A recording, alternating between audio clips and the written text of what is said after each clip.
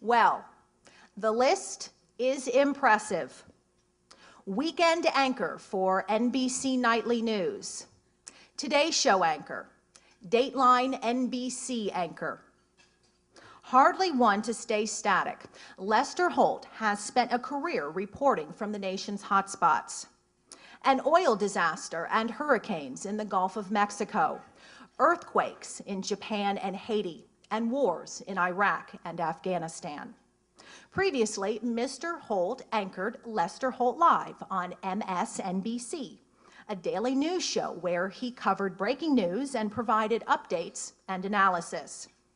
Before joining NBC in New York in 2000, many of you from the Chicago area will remember Mr. Holt from TV station WBBM-TV, where he spent 14 years. In 2010, Mr. Holt was part of the Today Show anchor team that won the Daytime Emmy Award for Outstanding Morning Program. Would you please give a very warm welcome to Lester Holt.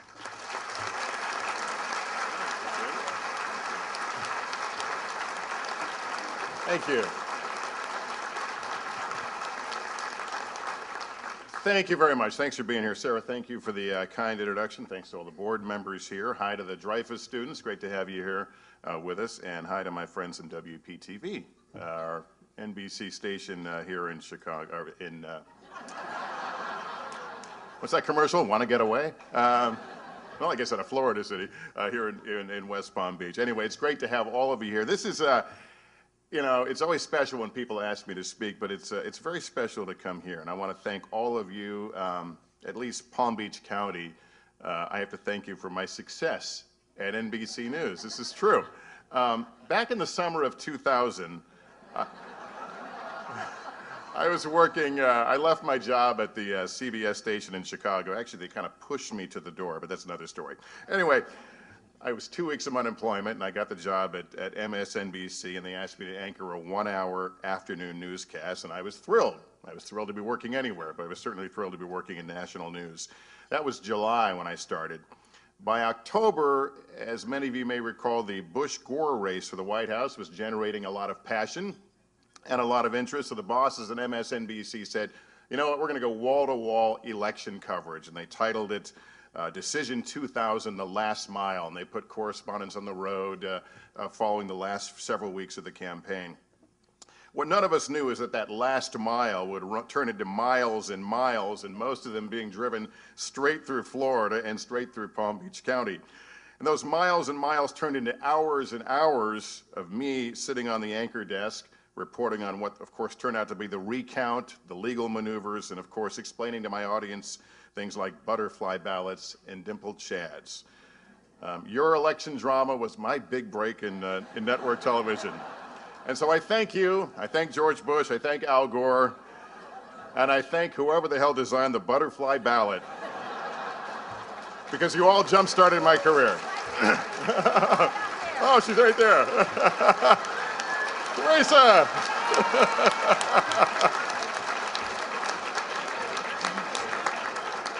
Do I have to send her 10% of my earnings now? Is that the way?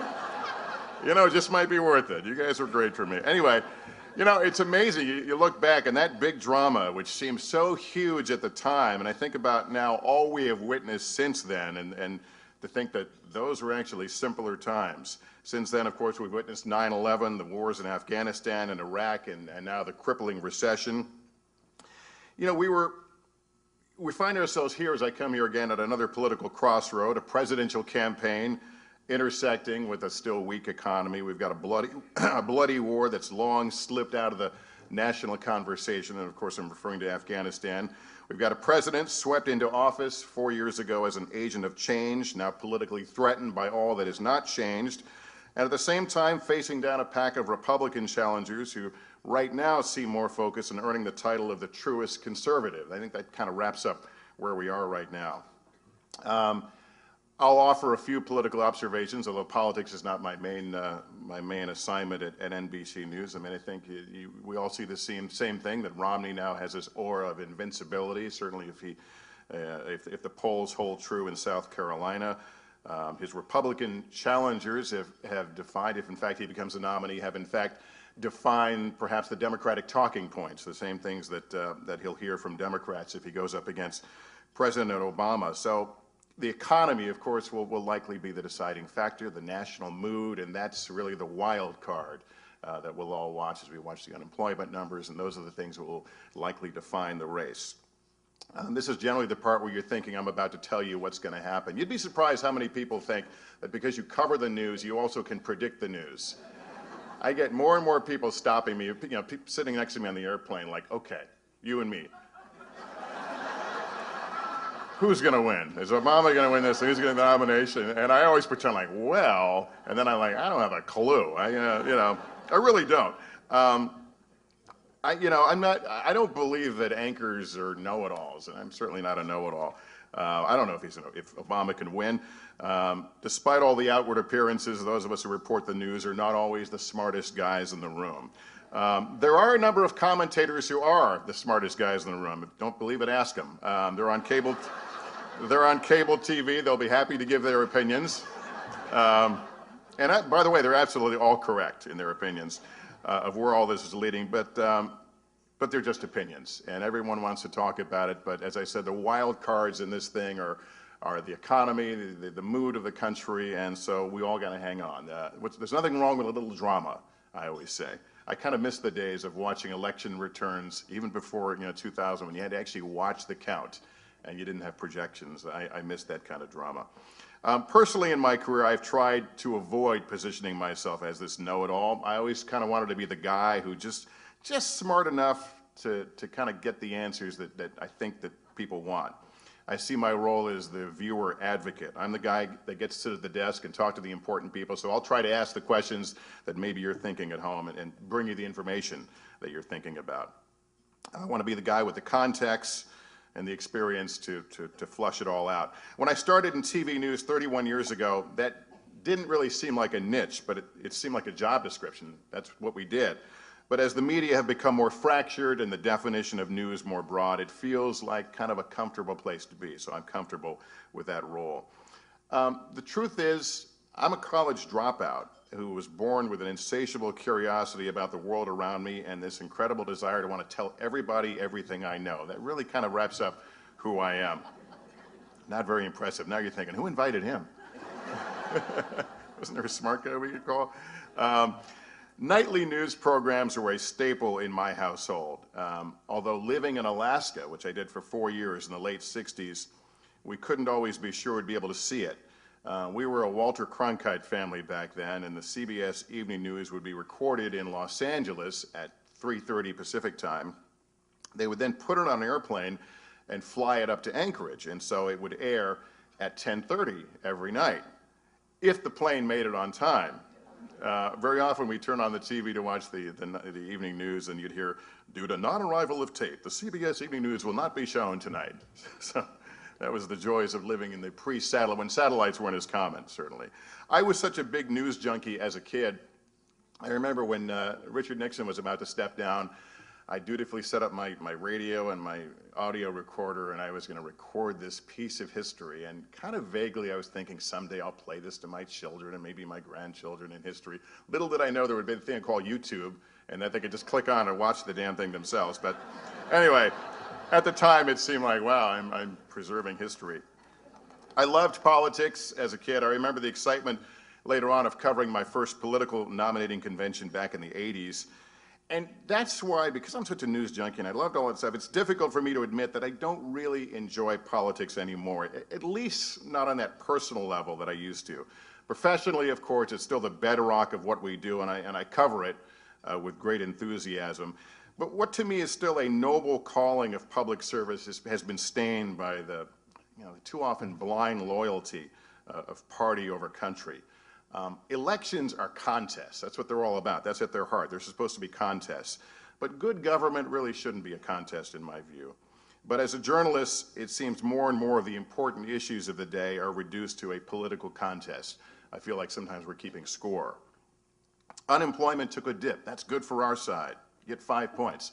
It looks like Iraq is going to hell since the pullout. That might be good for our side. That's kind of the thought process sometimes, which is unfortunate. Too many of the cheering sections are amplified by on-air pundits, and they seem to draw strength from their strength from hate, not an honest disagreement. No one ever accused me of being a deep thinker, but I think a lot about what our role as news organizations might be in all this. Few of us want to be ringmasters in a circus of destruction of effectual government, nor do we want to become tools of those who want everything to be reduced to a score, where good outcome is when your opponent has a bad day. That's what we have ESPN for. Maybe they should cover politics. I don't know. I get corny on the subject, but I'm one of those people that actually, I root for our country and our leaders to succeed. You know, you hear about media bias. I rooted for George Bush. I root for Barack Obama. We need them to succeed. That's my corny view of the world. And since part of our job, and I guess for us as journalists, that means holding our institutions and leaders accountable. We as an organization obviously can't root for these people, but we can hold them accountable. And since part of our job is to give a voice to the voiceless, insist that they work for people and not the party, and to call them on it when they don't. I think more than ever that we need to hold up that responsibility. I have great memories of watching Uncle Walter deliver the news each night, and an even better memory of meeting him when I was a 20-year-old radio reporter. And whether the days of Cronkite and Huntley and Brinkley were a simpler time, television news was certainly a simpler medium. No nonsense, to the point, and frankly not entertaining. How they were able to put on a newscast each night without mentioning the Kardashians, I will never know. And people watch. Incredible. Lest you think that I have fallen under some romantic notion, nostalgic notion that those were better days than today, I've not forgotten the dark days of Vietnam, civil rights struggles, recessions, inflation, oil crisis, nor were those necessarily better days in journalism. And in fact, I believe the potential of broadcast journalism today, our reach and our relevance, has never been stronger. I think we're actually better today. We're no longer constricted by time and distance as we once were. Never have journalists had so many tools to get answers right away and deliver them instantaneously. We are extremely well equipped to cover the challenges of today. I've been at the forefront, as was noted in the introduction, of some of the biggest stories of the last few years, the earthquakes in Haiti and Japan, the revolution in Egypt. And the advances in technology have allowed us to bring these kinds of stories and events in ways that we could never have done before. Much of that same technology has created a generation of citizen journalists, as we call them. That's you, the folks who do the tweets and the cell phone videos. Remember the cell phone videos that chronicled the bloody crackdowns in Iran and Syria and Libya? They affected change. They got the world to stand up and notice. So we're all kind of part of this journalistic revolution to the extent that we are all better equipped communicators. It was 2 years ago this month that I was in Haiti, and amid so much death and horror that took an emotional toll on those of us who covered it, the reaffirming takeaway was our ability as journalists to inspire the world to act. We shine the light and people open their wallets and their hearts. And that felt good because it was kind of a reaffirmation of why I wanted to get into journalism, which was, again, to be a voice to the voiceless and to affect important change in society. There's hardly a place on earth that we can't beam a live picture from. The miniaturization of cameras and satellite gear has allowed us to take viewers to places we simply couldn't have brought them before, at least not in a live way. In Egypt, where we were facing the threat of arrests, beatings, or worse, at one point I had to leave the camera crew in order to record the story and walk through the streets of Cairo with just my iPhone in my hand to record video around Tahrir Square. I couldn't afford the attraction of having a camera crew with me, and my paint job allowed me to kind of look like a native enough to get what we needed to get. But, you know, 10 years ago, I couldn't imagine, you know, a piece of technology that big and I would be able to record video that would actually go on a national television broadcast. Of course, the flip side of being able to go more places is that the chance of ending up in harm's way rises greatly. On that same assignment, at one point I made the decision to take some surreptitious video at an Egyptian airport, and that briefly led to my incarceration, or I was detained. But again, it was small technology, and while they were trying to sort out what I was up to, I was able to quietly hit the little button that deleted the disc. Because had they seen what was on there, this could have been turned into a very long incarceration. But I played dumb tourist is what I actually did. They asked me where I worked, and I figured I'll tell them the truth because they don't know what NBC means over there. So I said, NBC, I'm just a tourist, I'm taking a picture. Anyway, they bought the stupid act, and I managed to delete the disc and got out of trouble. Egypt, by the way, ended up being the first of 2 countries I was evacuated from last year when pro-Mubarak forces became hostile to the international media. We had to actually abandon our Cairo news bureau on about 10 minutes notice. Our bureau and our hotel happened to be in the same places that the pro-Mubarak forces were massing, and they didn't like us very much. They didn't like us at all. And so at one point we got word they were coming for us, so we really grabbed what we could and took off. When our hotel room later became surrounded by street fighting, we ended up having to all gather together in a safe room. Believe it or not, that's something we actually trained for, but I never had to do it before. But things were getting a little dicey. Richard Engel and I remember one night we're delivering our live shots on a blacked out hotel balcony using only night vision camera so not to attract attention. Somebody who watched it said it looked like a hostage video, you know, with the dingy, you know, the peace-loving people of Egypt. We were also at the same time in this safe room consulting with our bosses in New York and London trying to figure out, you know, how to get us out of there. Those were some scary moments. We pondered some truly worst case scenarios.